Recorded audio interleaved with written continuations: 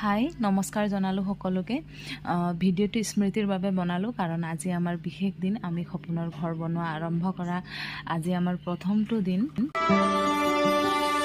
নতুনেৰে ঘৰখনি সজাবৰ সপোন আজি তুমি আৰু মই দুয়ো মিলি সুখবোৰ ললো আদৰি স্মৃতিবোৰ মোহাৰি প্ৰতি পলে থাকিমে সাৱতি